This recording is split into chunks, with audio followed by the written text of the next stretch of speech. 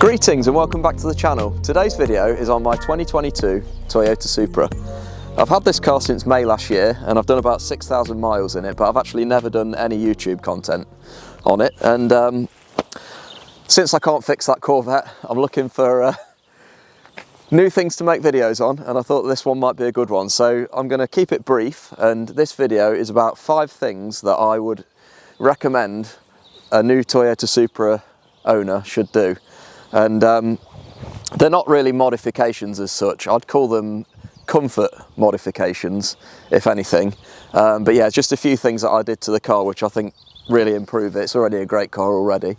There's loads of videos like this on YouTube, but this one's mine, and maybe there's something different in it. Okay, so the first one's very difficult to film, especially in the day, but it's fitting these projector lights that say Toyota Supra. Loads of new cars have these, and I find it a little bit strange that the UK market Supras don't. But basically the puddle light here just unclips, and I'll put a part number in the description below, but you can buy these from Toyota. They're about 100 quid. You just clip them in. I'll also insert a photograph of what this looks like. But yeah, Toyota Supra puddle lights, nice easy mod, and just a sort of instant gratification quick thing, and it just makes the car feel a bit more special when you open the door. So that was the first thing. The next one's a common one, and pretty much everybody on bloody YouTube's talking about this, and that's the wind deflector mod.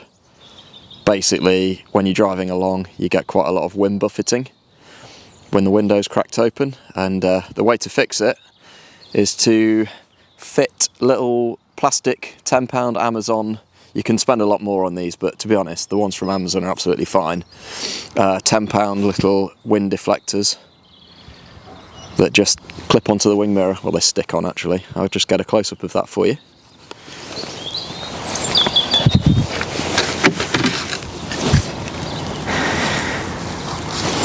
And it's these things here, so they just stick on. 2-minute job. You do have to trim the bottom there, and that makes a massive difference in the summer when you want to drive with the window open. It just stops all the buffeting, so that's a highly recommended upgrade.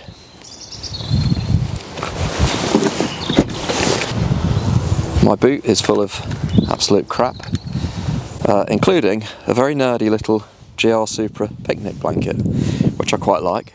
But what I'd recommend is get rid of some of this rubbish. First thing I did was, I've not thrown it away, but get rid of the parcel shelf, because to me it just looks so much better. It's more Cayman-like, I think. Not that I'm trying to, you know, if I wanted a Cayman I would have bought a Cayman. I've got a Supra, but I just think the open boot is a much more classic kind of 2-door, 2-seater sports car look. So I got rid of the parcel shelf.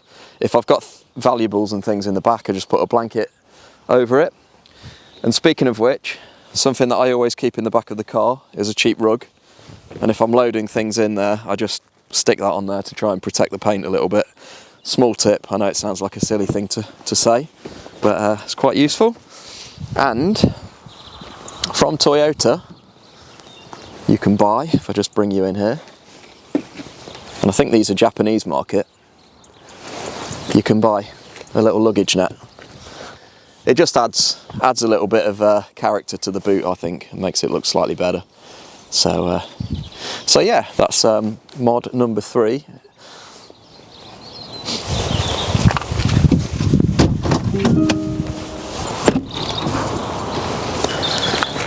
I actually bought these from BMW, and they don't do anything. They don't add any stiffness, but as you probably know, the American market cars had these strut braces, and I just think they look really cool. And I was a little bit sad when the car turned up and I didn't have them fitted. So they're about 20 quid each from BMW. I'll post the link in the description below. 2 bolts, just very easy to fit, quick 10-minute job. And yeah, I just think it gives the engine bay a lift. What do you reckon? I think it looks loads better with the little strut braces fitted.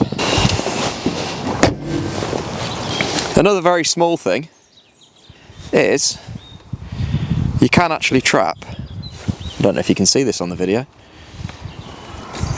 you can trap an umbrella down the side of the seat. And I always keep an umbrella either side just in case it rains. It keeps my partner happy because she hates the rain. So yeah, quick tip there, just get a small umbrella and slide it down the side of the seat. Happy days.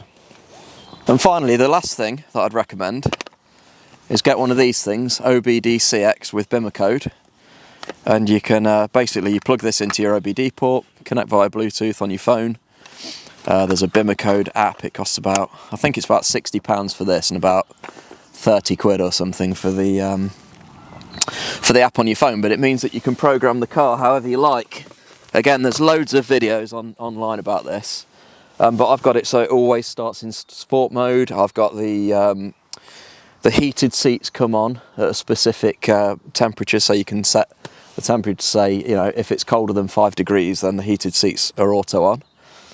I've got the DRL rear lights programmed in, and there's a few other bits. I'll add them to the screen because I can't actually remember exactly. But the main thing is I've disabled the start-stop. I've set it so it always starts in sport mode. I've got the rear DRLs on, and there's a mod that you can do to the rear camera where you can actually have 2 rear camera views, so you can have a zoomed in rear camera view. So that's quite useful. But yeah, I'll list them all on the screen, and you'll be able to see exactly what I've done. The last thing that I recommend, and I reckon so many people that have BMWs don't utilise this, and it's a really, really cool feature, is these shortcut buttons along here. You can hold any button down and just configure it to do anything that you want in the menu. So for example, if I scroll through mine, I've got number 1 is set to sport displays, so I can press that and instantly have the sport displays. Number 2 is a quick configuration of my sport settings. Number 3 gives me tyre pressure, temperature, and yeah, tyre pressure monitoring and temperature. Number 4 toggles the head-up display on and off, which I don't like the head-up display, but occasionally I might want it for sat-nav or whatever, so I can just hit number 4 and that comes on. Number 5, concierge services. Never used it, but if I was abroad and I wanted to book a hotel or something, I could use that. Number 6 and 7 are the radio settings, so 6 is my save stations and 7 is my graphic equaliser. And then number 8 I've just got set to my home address on the sat-nav, so if I want to go home I just hit number 8. And these are really, you can personalise them however you like, and I think that it's a really cool feature that I'm sure that a lot of people don't even know about. So there we go, that's my little mods that I've done to my Supra. I hope you enjoyed watching it. I did say that it was going to be a short video. I'm going to be doing loads more content on this Toyota over the coming months, so if you like what you've seen and you want to see more of the car, stick around and give me a like and hit the subscribe button. And also, if you're into Corvettes, please make sure that you check out my other videos, because the main content on the channel at the moment is a Corvette C5 restoration that I'm doing. Anyway, that's it from me for today. Hope you enjoyed the video, and see you around for the next one.